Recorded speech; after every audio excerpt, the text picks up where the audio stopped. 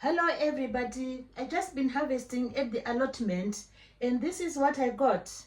The things I'm going to show you now, are half what we harvested. So we harvested quite a lot of crops yesterday, and the thing is I always share with my sister when we go to the allotment. So when you see two of these, that means the other partner also has two, so it's double what you can see. So I'm really happy today to show you the allotment harvest. So come with me as we share. So this one, the zucchini. Let's have a look at the zucchini. Those are the zucchini. We have 3 zucchini here. Wow, look at these two. This is a different color compared to this one, but they are equally delicious. And we also have the massive one. Oh, this one. It's like a 2 kilogram zucchini. This one here. It's a 2 kilogram.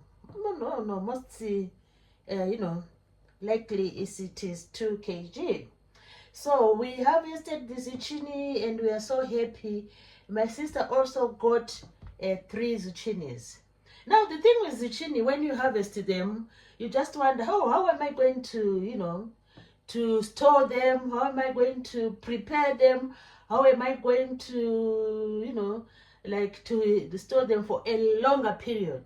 So what happens with the zucchini is that the zucchini are made of about 95% of the zucchini is water. So we don't want to add more water or more moisture to the zucchini. So when we think about, if you want to use them for 2 to 4 days, that's fine. You can leave them outside the fridge. What you can do is you don't have to wash them, when you want to keep them, for like a shorter period or a longer period. What you can do is, like this one, because I want to keep them for 2 to 4 days, I'll just wipe them like this, and then keep them in the open where there is room temperature, and they can stay fresh for 2 to 4 days. So this is what I'm going to do with this zucchini. I'm just going to keep them at room temperature, and most likely I will have to use them within 2 to 4 days. But if it happens that I'm not able to cook them within that period of time, I can chop them like this one. Probably I might not finish them. So what will happen is I will chop them. I will chop this zucchini and then blanch them. And then maybe store them in the freezer. So this is what I can do with this, with this massive zucchini. But otherwise, they are safe to be at room temperature and store them.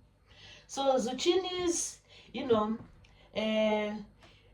you want to put them in the fridge, you can dry them, put them in a closed paper or a closed container. Like if you have something like this, you can then keep them in a closed paper, and then you can freeze them. You can do this. So these are our amazing zucchini. So I will see what I can do with them. Now let's look at the other harvest which occurred yesterday, and then we see what we have. We also harvested some pears. These are really lovely pears, and they are really juicy, and I can keep them in the fruit bowl, as they are, and enjoy them. But if I want them to last longer, I might probably put them in the fridge. So let's look at the other item we have here. So we can put this one there. Those are the pears. We also harvested a bit of Swiss chard. So this is Swiss chard. And what I have done is I was just soaking the Swiss chard overnight, because sometimes when you pick the Swiss chard, there's lots of sand, or soil hanging in the grooves here. So if you sort of soak the Swiss chard, you are trying to get rid of the soil and the sand, because when you eat the Swiss chard, you don't want to feel grit on your teeth. You don't want that. So this is the amazing blade of the Swiss chard. And if you want to keep it longer, you can wash them, dry them, and chop them, and then you can always use some freeze this one, some strong storage bags. You can put the Swiss chard in the freezer, and after chopping, just put the Swiss chard in these bags and store for longer, for future use. So you can always do that with Swiss chard. So I've been soaking the Swiss chard, and right at the bottom I can even see some particles of sand right at the bottom of this big thing. So I will continue to wash the Swiss chard until it gets very clean, and then I can decide probably to chop the blades and freeze them, so that I can continue enjoying the Swiss chard. So this is all about the Swiss chard. Now we go on to the amazing.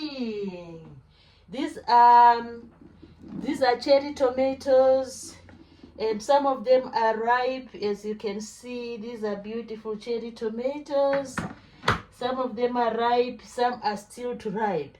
So what you can do with cherry tomatoes, you can pick take the ripe ones, wash them, and then put them in the freezer, in the fridge, for use, But if they are still green like this one, it is a good thing to pick them, because with tomatoes, if they keep on staying in the allotment, they might be attacked by pests, and they might be attacked by frost, because soon it is going to be cold. So what you do with this, when you pick these green tomatoes, you just put them in the in khaki papers like this, and let them stay, and make sure the little fruit flies don't go onto them. Then just keep them in a closed paper like this, so that you don't have fruit flies, and keep on checking them whenever they are ripe, like these ones. Then you can use them. So I like cherry tomatoes, very good for the salads, and although they are tiny, but they are really sweet and juicy. So this is what you can do with the cherry tomatoes. So we happen to harvest this, which was really good. So I'm going to select the green ones. You can easily select the green ones, and then just put them in the bag. Put the green ones in the bag like this, and the green ones, put them in the bag. Wow, they are really nice. And then keep on checking them as time goes on, so that you use them when they are ripe. So they will go in here, and I'll keep them in here, away from any pests. So that's what we are going to do. And these ones, I will just wash them and remove the fruit stalk. This one, wash them. Oh, look at them, really beautiful cherry tomatoes. It doesn't matter they're tiny, but very sweet, when you use them in salads. So these are our cherry tomatoes. Okay, what else did we harvest yesterday? We harvested these ones. Look at this. Wow, this was another harvest yesterday. This was another harvest from the allotment. We have what we call, these are beef steak tomatoes, and really beautiful tomatoes. Oh, look at this one. This one, amazing. So these are beefsteak tomatoes. We are also going to let them ripen, and we are going to put them in some khaki paper to let them ripe. There goes again. We have some more tomatoes here. These are another type of tomatoes we picked yesterday. And these ones are the standard size tomatoes. They are called globe tomatoes, standard size, which we usually use in sandwiches. We can use them in salads. And like I said, with all other tomatoes, you can home ripe them. So I'm going to home ripe the green ones, these ones, and then in the meantime, I will wash these ripened ones, and I can keep them in the fridge for some time on their own. So I can keep them in the fridge. It is just to avoid this, the pests which might want to attack them while they're in the house. So we have a harvest. Look at that. That was an amazing harvest of the globe tomatoes, the beefsteak tomatoes, and the cherry tomatoes. So let me just show you what we got. The amazing beauty. Beefsteak tomato, cherry tomatoes. Look at that. We have the beefsteak tomato, beautiful cherry tomatoes, and we have the globe. We have the globe tomatoes. So these are the three varieties we managed to pick. Yes, we managed to pick. So we are happy to have these tomatoes. Really awesome. So let us go to the other harvests. The other harvest was, look at that. The other harvest, look at this one. The other harvest were the cucumbers. We managed to harvest the long cucumbers and the small sized cucumbers. So with the cucumbers, what we have to do when you want to use them or to keep them, we need to wash them and dry them. So we need to wash them thoroughly, and then we dry them with a paper towel. And then if they are small like this one, we can place them in a tight container. You can place when dry them, you place them in a tight container so that they stay longer while they are in the refrigerator. So this is what we do. Or if you have loads of them, you can think of pickling them. You wash them, then you pickle them using maybe a bit of salt and vinegar. You pickle the cucumbers. So this is what we can do with the cucumbers. Wash them thoroughly, dry them thoroughly, and place them in a container which is airtight, and you can keep the cucumbers in the fridge. But they say do not ever keep cucumbers close to tomatoes. Don't keep them close to tomatoes. Don't keep them close to apples. So keep them away from tomatoes and apples, because otherwise they will quickly spoil. So these are our harvest for yesterday, and we have the last harvest. The last harvest was the amazing, before we go to the last, we have the beetroot. We also managed to harvest beetroot. Look at that, amazing. So with beetroot, you can juice the beetroot, or you can roast the beetroot, or you can make into a salad, a veggie salad with a bit of beetroot. So the leaves are also edible. You can fry the leaves and enjoy them as well. So this is another harvest from the allotment. We have the beetroot.